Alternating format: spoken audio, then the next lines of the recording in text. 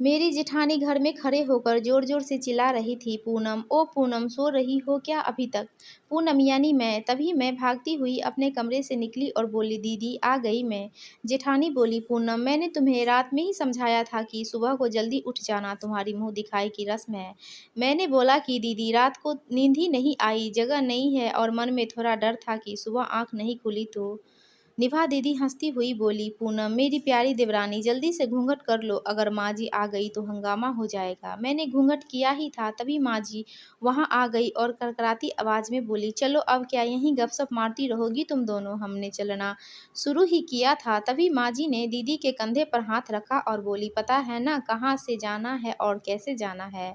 माँ जी ने बोला कि जब भी कोई बड़ा तुम्हारे सामने खड़ा हो तो हमेशा घूंघट में रहना और कम से कम अपने बड़ों के सामने आना, और बिना घूंघट के तो कभी नहीं। दीदी कुछ बोली ही नहीं, बस अपना सिर हिलाकर हाँ बोला बोल दिया। मैंने भी बस अपना सर हाँ में हिलाया। माँ जी के जाने के बाद मैंने पूछा, "दीदी, आप तो स्कॉलर हो और इन सब चीज़ों को कैसे निभाते हो?" दीदी मुस्कुराई और बोली कि मैं तुम्हारे जेठ जी से बहुत प्यार करती हूँ, इसलिए अभी तक चुपचाप सब चीज़ें निभा रही हूँ। मैं कुछ नहीं बोली और चुपचाप दीदी के साथ घर के बाहर वाले कमरे में जाकर बैठ गई। वहाँ एक पड़ोस की आंटी जी बैठी हुई थी। वो बोली कि यह कैसी बहू आई है, ससुर जी सामने खड़े हैं और ये यहाँ बैठी है, मुझे कुछ समझ ही नहीं आया। मतलब दीदी बोली कि आंटी जी, अभी नई बहू बहू है, यहाँ के रीति रिवाज सीखने में थोड़ा समय लगेगा। दीदी मुझे वहाँ से उठाकर मेरे कमरे में छोड़ गई। कुछ महीने यूं ही छोटी छोटी चीज़ों में बीत गए। फिर एक दिन मैं प्रेम के साथ साड़ी लेने बाजार गई। प्रेम का फ़ोन आया और वो दुकान से बाहर बात करने चला गया। साड़ी की दुकान पर मैं बेधड़क होकर साड़ियाँ देख रही थी। तभी साथ में बैठे हुए अंकल जी खांसे, 1 बार, 2 बार, 3 बार।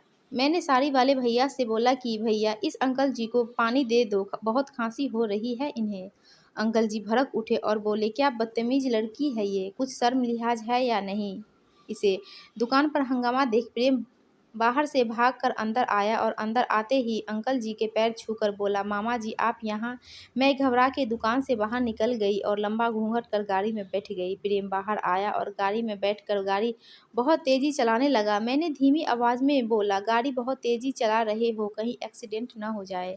हम घर पहुँचे ही थे, तभी माँ जी ज़ोर ज़ोर से चिल्लाते हुए बाहर आई, देखो आ गई ये महारानी साहिबा, खानदान की इज्जत मिट्टी में मिलाकर। तभी दीदी आई और बोली, माँ जी, मेरे शादी को 7 साल हो गए हैं, मैं अभी तक मामा जी को नहीं जानती। ये कैसे जानेगी? माँ जी ज़ोर से चिल्लाई, देखो कैसे चपड़-चपड़ ज़बान चला रही है इसकी। तभी प्रेम सबके बात काटते हुए बोले कि माँ, ये दोनों सही बोल रही हैं, अगर ये हमेशा घूँघट करके रहेगी तो मामा जी को कैसे पहचानेगी? और माँ, आज मामा जी के फ़ोन पर तुमने पूरे घर की शांति को भंग कर दिया। ये वो ही समाज है जिसमें सीता मैया पर भी उँगली उठाई थी। पिताजी और जेठ जी ने भी अपना पक्ष प्रेम के साथ ही रखा। माँ जी थोड़ी देर सोचने के बाद वापस दीदी और मेरे पास आई और बोली कि तुम दोनों को अपनी मर्यादा पता है। मुझे उम्मीद है कि तुम कभी भी मेरा सिर शर्म से नीचे नहीं झुकने दोगी। हम एक ही परिवार के सदस्य हैं, हमें हमेशा साथ रहना है। अच्छा वक्त हो या बुरा वक्त, हर सदस्य को अपनी मर्यादा पता है। माँ जी ने मुझे और दीदी को अपने गले से लगा लिया।